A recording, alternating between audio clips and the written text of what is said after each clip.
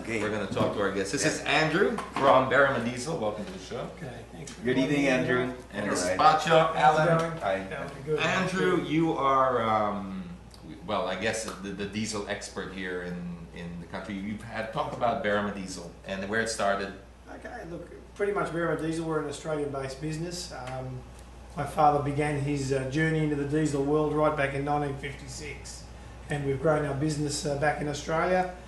And through travelling to different parts of the world, of course, we saw probably the Philippines attracted us. We saw a need. We saw that usual thing that Always everybody's happens used to. before. Yeah. Was it Boracay? Well, actually, for me, I could probably say it was EDSA. Just down the road. Black smoke. There's a street not far from here that usually attracts anyway. Really? We won't go there. So, was there a personal connection that brought you here, or was it just purely business? Pretty much business at first. Actually, it was a Filipino Because you businessman married. that wanted a product and wanted some help. And Was put it all you that together married there. a Filipina? I have, yes. So My wife's it from wasn't the Philippines. other way around. It wasn't like you married a Filipina, so you had a connection with the country. Let's That's start a right. business. I made the choice, really. Probably you could say. Okay, to all come right. here and it's probably why. How long have you been here, Andrew? Look, It's been- that probably goes back about 7 years ago. 7 and years, The new workshop facility's been running now since 2009, about 3 years. So. Okay, the reason I invited Andrew on this show is because Andrew does a lot about the DP chip. The DP chip. He supplies the DP chip. This is supposed to, in theory, get you how many more horsepower and torque and fuel savings? I mean, generally you're looking at probably around about the 18, 19, 20% range. Some vehicles, some of the maybe lesser performing common rail new diesels even, yes, there are a few that are a bit lesser performing, might come up more than 20%. Some of the higher performing, probably the smaller diesel cars, might be around about 10, 12% in power gains. But overall, it's generally a power gain we're looking at. Okay. Through that, a bit wider torque, and of course with wider torque, the foot comes off, and hence you can get sometimes an economy benefit. All right. That's where it comes Now, we're looking at the DP chip there. It's a very unobtrusive piece of machinery, right? You just plug and play that thing. That's it. What about the warranty of the car? I mean, people are always generally worried about the put modifications on a new car. What happens? Pretty much we've been in business for a very, very long time. We've been chipping for about 15 years back in Australia, and obviously as long as we've had products here in the Philippines, which is now about 7 years. The way the DP chip works and the way it integrates into the vehicle's computer system, it doesn't actually override. You could probably say it's sort of a slave to the computer. If the computer doesn't like what it sees, it'll kick in and bring the vehicle into like a safety mode. Okay. So there's restrictions in tuning. We're not looking at the high-end world of uncontrolled, blow up my beautiful new diesel engine. Yeah. We know customers really don't want that in the end. Sure, they want power, but in the end, I think people err on safety, and they really want that in the end. Even though they want the power, safety still comes back to nature for them. I see. So that's pretty much where the chip comes in, and because of that, integration, it just allows sort of a good tune, but it also puts a little bit of a cap on somebody tweaking things too high. Okay. And I think for us, that's where, back to the warranty question, we've sort of been so bold as to say, and that's pretty much worldwide. Obviously, Australia is a very big market.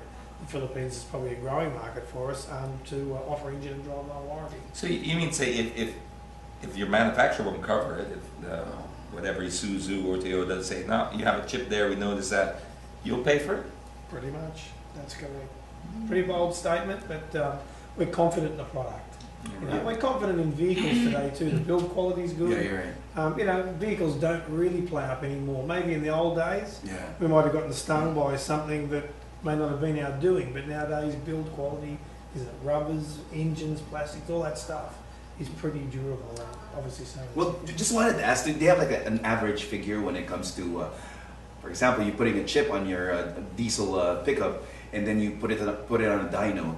Do you have like an average of how the car is going to react, or the gains as far as the wheel horsepower? In wheel horsepower. Because usually when you talk about 20%, that's a pretty big figure. That would be Yeah. If it was my range, that's 240. It would bump it up to 240. Yeah, Yeah, but it's the as same. you know, as he was saying, then I really agree with him on that one.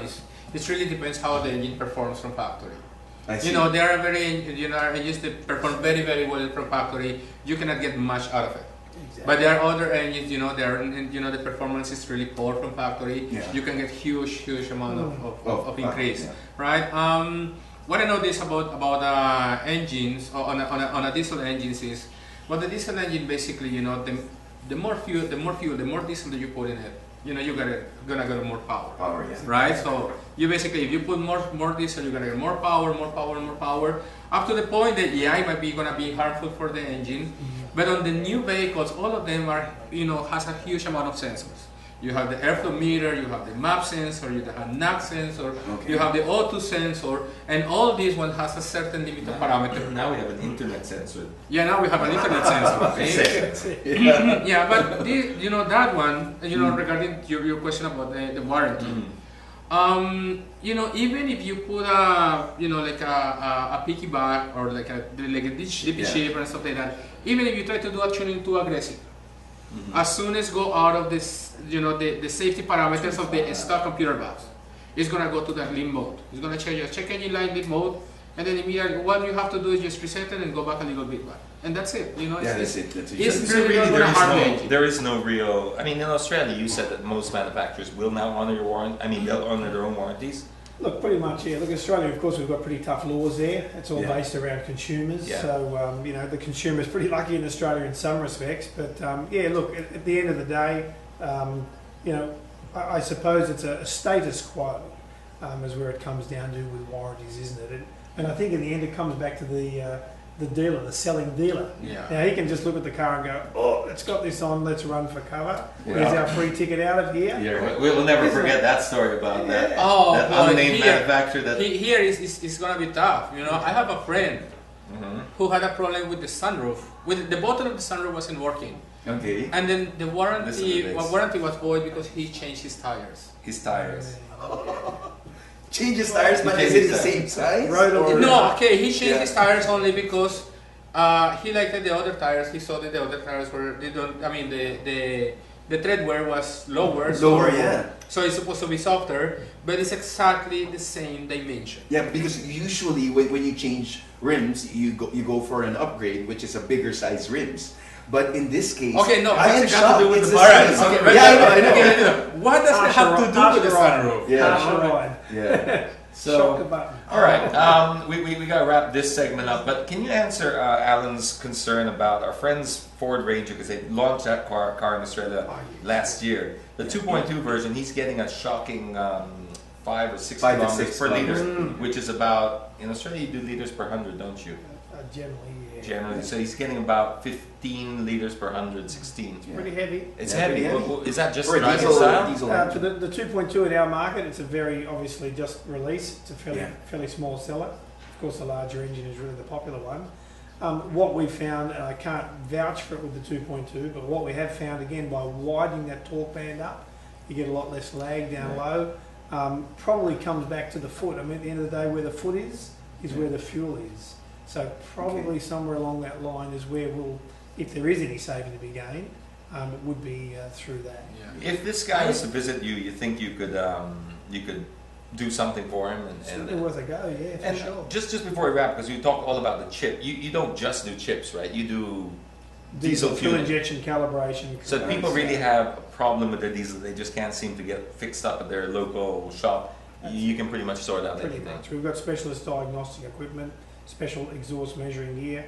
As you know, it still comes down to experience. When you're an experienced tuner, you've got to put the energy like in. Like a doctor, I guess. Exactly the same. Where is the shop? People would probably need to know where that is, or how they get a hold of you. Okay, it's probably on the map to me. It's really in the centre of Manila. Sometimes people go, oh, it's a bit hard to find. But if you're around the Kalimpong area and you're pure gold, okay, you have the road that connects and follows the river, JP Rizal. We're on, of course, the not on the City Hall. Sorry, not on the. Which side are we on? That's right. We're opposite City Hall. Opposite City Hall. Right. Follow the river road along, and as you get up towards the Kalimpong end, you'll see Berrima diesel service signs. So you cross the Makati Bridge. The Makati Bridge from JP Rizal. Cross that bridge, follow the river, it should be on your left when you're going towards Kalimpong, and then you should find it there. Andrew, do you have a Facebook page or a we do have, web page that you want to talk about? DP Chip Philippines. If you go on there on Facebook, we also have a Berrima Diesel Facebook one, so we usually do some updates on there.